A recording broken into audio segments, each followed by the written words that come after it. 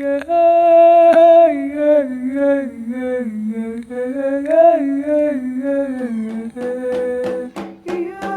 région des Grands Lacs, le Rwanda, le Burundi et l'Est du Congo. 3 pays et donc 3 histoires différentes, mais pas tellement. Depuis très longtemps, ces pays et ces peuples se connaissent, se fréquentent et se chamaillent. La région des Grands Lacs, une histoire des liens, des divisions, de l'unité et des tensions.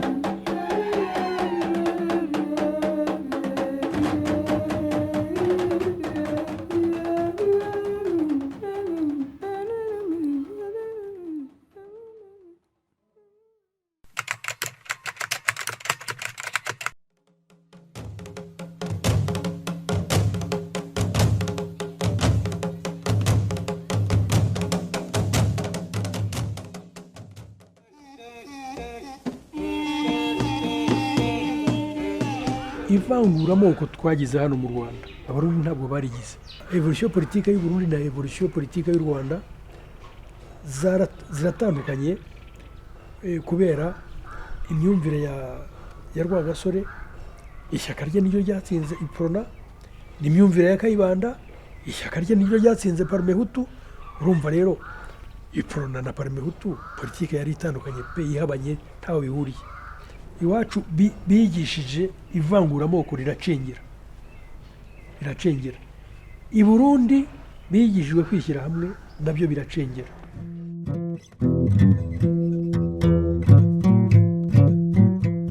Urumva Rwagasore baramugandaguye,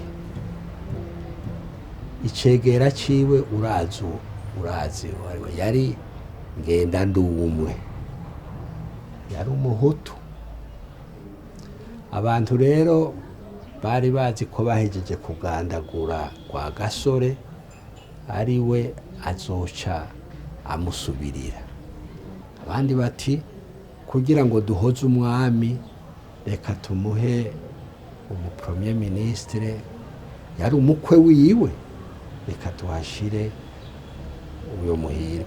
Niho rero hatangura hagati ya iprona tuntu twiryane, utuntu tukunubana. Nibashaka utwo tuntu tukunubana turaruha tuvukamwo ikintu bita muri ico gihe groupe Casablanca na groupe Monrovia, aho bagandaguriye Ngendandumwe itariki 15 z'ukwezi kwa mbere 1965. Nukuri abantu rero b'abahutu babona ko yishwe n'abatutsi bo muri Casablanca. Nivyo nukuri bari bishize mu mutwe, bavyishira mu mutwe bati yishwe n'abatutsi bo muri Casablanca. Niho rero ibintu by'amoko vyatangura kuvuka. N'abahutu abo bahutu bo muri Monrovia bakurikira Ngendandumwe batangura kwabo kwikura kwiyongora ku batutsi bari bashigikiye Ngendandumwe. L'indépendance du Congo va être suivie de plusieurs événements qui vont embrigader tout le monde. La conséquence, à mon avis, c'est que les gens n'ont pas eu l'occasion de pouvoir essayer de mûrir ce qu'ils avaient perçu ou ce qu'ils avaient reçu et de réagir. Parce qu'il y aura beaucoup d'événements, notamment la mutinerie, 5 jours après l'indépendance, ce qui va pousser Lumumba à venir jusqu'ici avec Kasavubu. Il va arriver même jusqu'au camp Moké là-bas pour calmer les populations et calmer aussi les militaires, parce que c'est un événement qui concerne avant tout les militaires. Avant l'indépendance égale après l'indépendance. Et les gens vont se rebeller, les militaires. Parce que pour eux, il n'y avait pas que ça, il y avait autre chose. Les gens avec qui ils avaient grandi, les Lumumba, les Kasavubu, les Boboko, tous ces gens qui deviennent des ministres, ils avaient grandi ensemble, ils étaient ensemble, ils mangeaient ensemble, mais eux venaient d'accéder à des postes de responsabilité dans le pays. Mais au niveau de la force publique, il y avait un statu quo. Et tout cela va pousser les gens à se rebeller. Ils vont quitter la salle, ils vont prendre leurs ceinturons, ils vont s'en prendre aux militaires blancs. Et Lumumba va venir d'ailleurs avec Mobutu pour essayer de calmer la situation.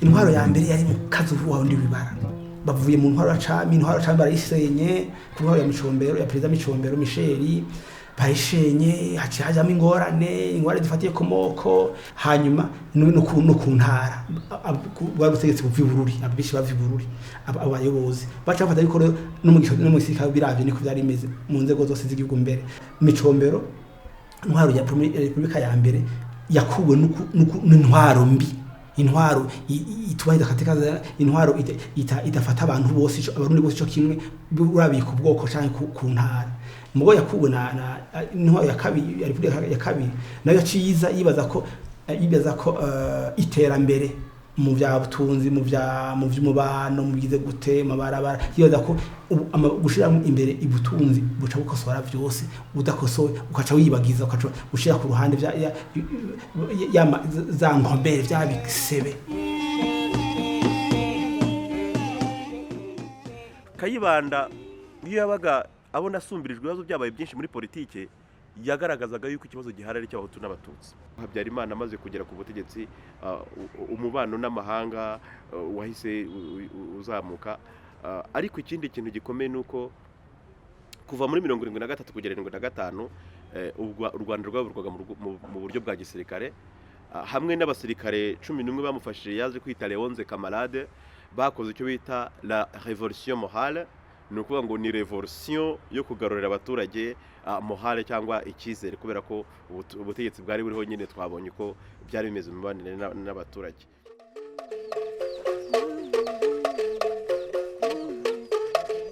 Mobutu appartenait déjà à un groupe assez fort. C'est le groupe qu'on a appelé le FDC, Front démocratique pour le Congo, et qu'on appelait aussi groupe de Mbiza.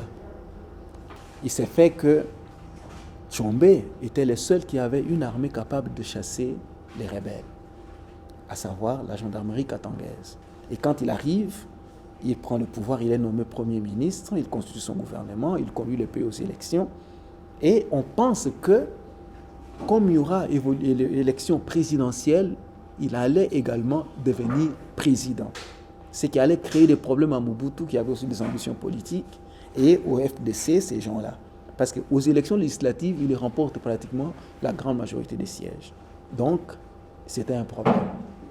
Et c'est alors que Mobutu, le jour où l'Assemblée s'est réunie, le président vient et prononce un discours. À la fin du discours, il dit « Monsieur Tshombe n'est plus Premier ministre ». Et il y renvoie encore le Parlement, qui ne s'était même pas réuni. C'était déjà une crise sur le plan gouvernemental et qui commençait dans le pays.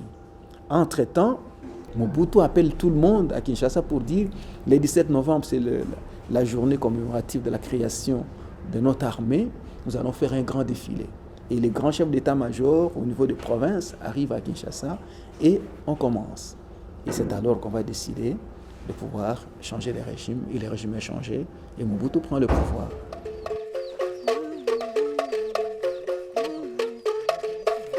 C'est plutôt plus tard, beaucoup plus tard, dans les régimes qui viendront après l'indépendance, que le président Mobutu va déranger le pouvoir des chefs. Lorsqu'il va dire, il va s'en prendre au Bami du Kivu, Mabele Yamwami, Taba Yamwami, Ngombe Yamwami, comment tout appartient au roi? Pourquoi? Et c'est tout, pouf, d'un coup. Ça a émancipé les gens vis-à-vis de Bami. La terre, chacun est devenu propriétaire de la terre là où il est. Ce n'est plus la terre du Mwami, alors que traditionnellement c'était la terre du Mwami. Et le Mwami pouvait vous dire, vous quittez là-bas, vous allez à tel autre endroit. Et il donne cette terre-là à quelqu'un d'autre. Voilà.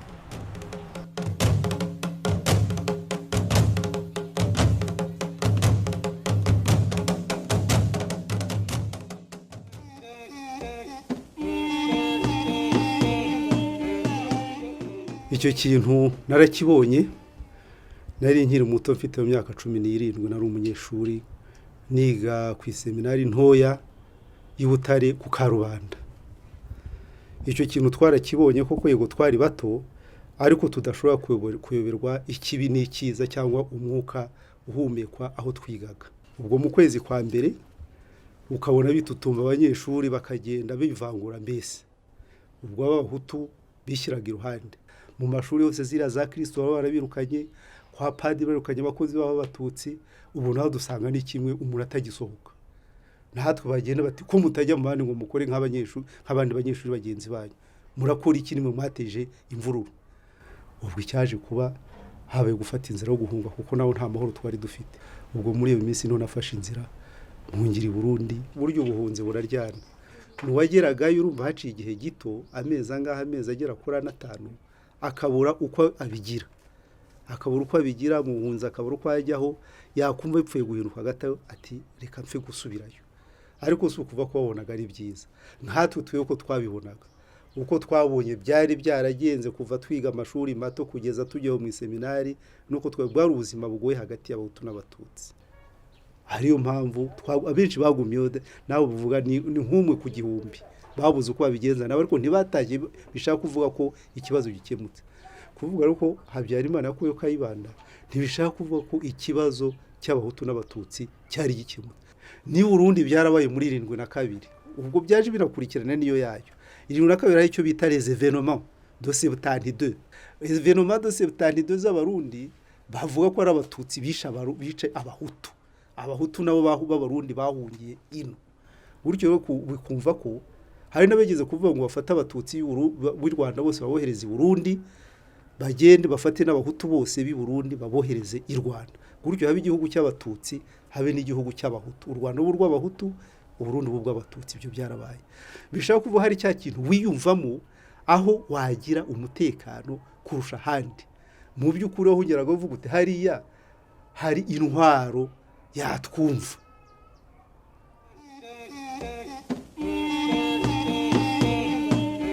Impunzi rero hirya no hino zo zari zibayeho gute? Wareba abahungiye mu Bugande bakubwira ko ari abantu babaga mu bukene bubi, baba mu nkambi batemerewe gusohoka kubera ubutegetsi bwari buriho, bwaba ubwa Milton Obote, bwaba ubwa Idi Amin Dada. Ikindi wareba impunzi zari mu Burundi ho ugasanga bapfa kubaha umutekano bakabasha gukora utuntu two gucuruza, ariko nabo hari ibyo batari bemerewe.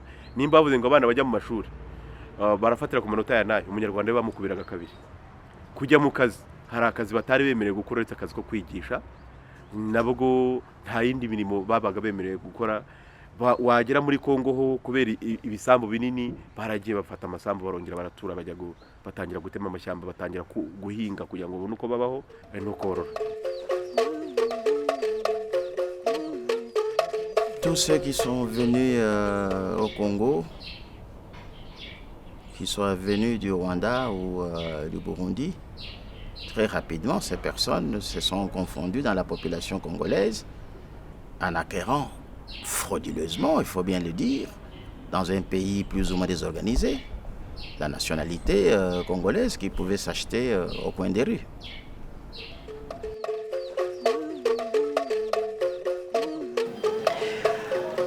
Ça va être l'étape la plus cruciale parce qu'on va y mettre le vocabulaire du type les gens à nationalité douteuse. La question des nationalités surgit à ce moment-là. Bien sûr qu'elle semblait déjà se préciser au début des années 80, surtout dans le sud Kivu, où un vocable nouveau a été mis en place, notamment Banyamulenge, pour désigner ces populations d'expression Kinyarwanda. La dimension de nationalité va se cristalliser surtout avec la préparation des élections législatives de 87, où le gouvernement de Kinshasa va initier l'identification des nationaux pour mettre à jour les fichiers électoraux. Mais les personnes d'expression Kinyarwanda vont se trouver privées de la possibilité de se faire identifier parce que justement, avec l'arrivée des vagues successives venant du Rwanda, du Burundi dans la région, on n'arrivait plus à identifier qui parmi les populations d'expression Kinyarwanda était effectivement de Congolais. Et cette expression des nationalités douteuses va être même instrumentalisée sur le terrain de la politique. Et ça sera le premier point d'ancrage sur lequel va se greffer la dimension régionale de la conflictualité.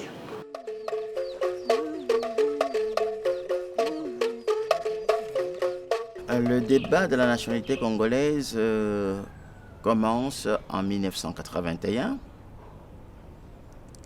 et c'est un débat proche des problèmes ethniques, des problèmes tribaux et des problèmes relatifs aux positions que les personnes occupent dans l'administration. C'est dans ce contexte-là que naît la question de la nationalité congolaise, la question de la représentativité. Un peu comme dans le cas de certaines contrées congolaises ou zaïroises à l'époque, où on se demande qui pourrait être notre représentant et qui est le représentant de souche. C'est dans ce contexte-là que naît cette question pour être représenté dans des assemblées. Avec le pouvoir de Mobutu, les immigrés venus du Rwanda surtout vont être pratiquement placés au soleil avec le pouvoir de Mobutu. Ils vont être avantagés plus que ce qu'on appelle autochtones. Parce qu'avec l'émergence de M. Bisengimana Rwema comme directeur du cabinet du président de la République, les immigrés et même ceux qui se trouvent être de rwandophones congolais vont bénéficier des largesses du pouvoir. Ils vont occuper des postes stratégiques, des postes de commande. Ils vont se retrouver avec la possibilité d'obtenir de bourses d'études pour aller étudier à l'étranger, au détriment de ceux qui se considèrent comme des nationaux. Et cela va créer encore des conflits dans la région.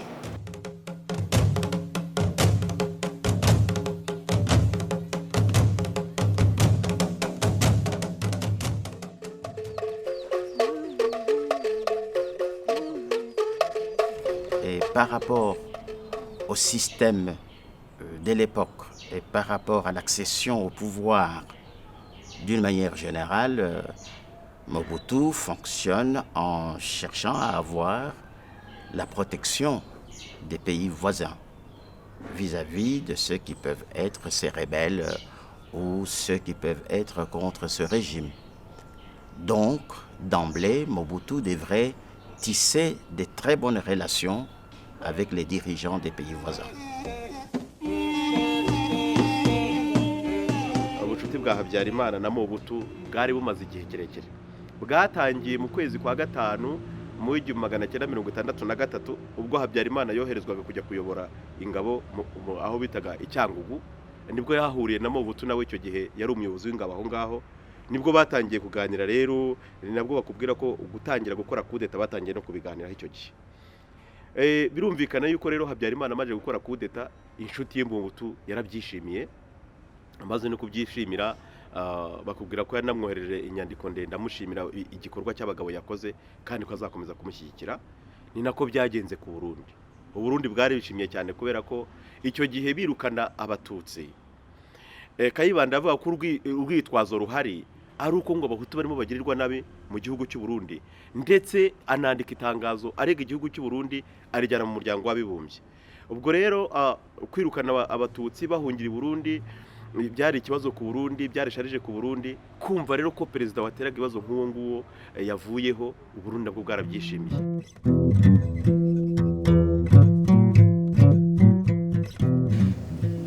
Mu bisanzwe twavuga yuko igihe Burundi buronse intahe yo kwikukira, politike y'u Burundi mu makungu yari yo kuvuga ati twebwe ntaho duhagaze hagati y'abijya bihugu rutura vyagwana bipfa ivyimviro vya politike, abakomunista n'abakapitalisite ati twebwe ntaho twegamiye ariko turondeye amahoro dushaka ko ibihugu vyubahana abarundi bakavuga ati twebwe abazoshaka ko dukorana tuzokorana ababanyi tuzokorana basa n'abakoresha bamugane w'ikirundi avuga ngo uravomera zose zeze zose n'iryo tunga.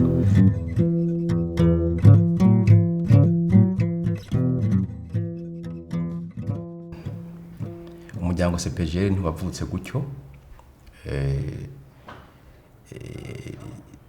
byatewe n'ibihe ibihugu bitatu byacu ibihe byari birimwo mu guhura nuko babona ingorane zari ziri muri bino bihugu byacu kuri bitatu. Mu mirongo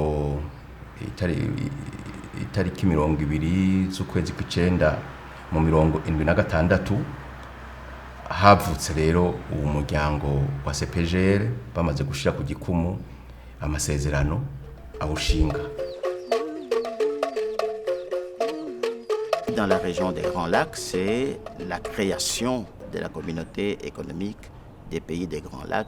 Et il faut dire que Mobutu va avoir de très bonnes relations avec les présidents des pays comme le Burundi, comme le Rwanda, et même plus loin avec la Tanzanie, bien que au Burundi, comme en Tanzanie, l'orientation est plutôt l'orientation socialiste, communiste, etc.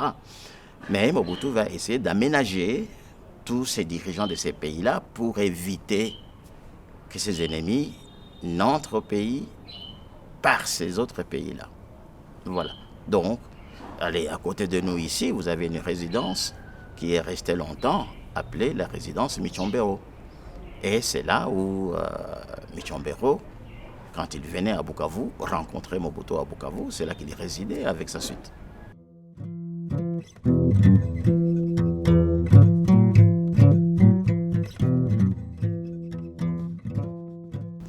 Bakreye CPGL tuzeye u Rwanda n'u Burundi ni Congo, twe twagira tuti niyo okaziyo turonse kugira isoko rinini dushobora kugiramwe ibintu. Hanyuma rero bumvikana yuko hazobi izo bita ntuzeye industrie commune. Izo commune rero igihugu cashobora gutora kikabigira, hanyuma mugabo ibindi bihugu bikazoca byiyangaje kugura muri kino gihugu. Dutangurira rero kuri Buteri. Mugabo haragiyemo ibintu politiki, Habyarimana ibyo si secret nabo. Habyarimana barafatana na Mobutu ntibumvikana bagaza yabona ibintu bya industrialisation, abandi bakabona ibintu bya politiki. Iyo ni yasaboswe ni Congo n'u Rwanda, ndashobora kubivuga nkabisubiramo nejo. Kuko muri za etude Uburundi bwari bufise 47%. Ivyo bindi byari kuja mu Rwanda, ibindi bikaja mu ntuze i Congo. Baremereye gushira ko nka 20 mu Rwanda ntuka 20% kugira amacupa yavane muri Israel ntibayagure mu Burundi. Ivyo rero urumva isosiyete yari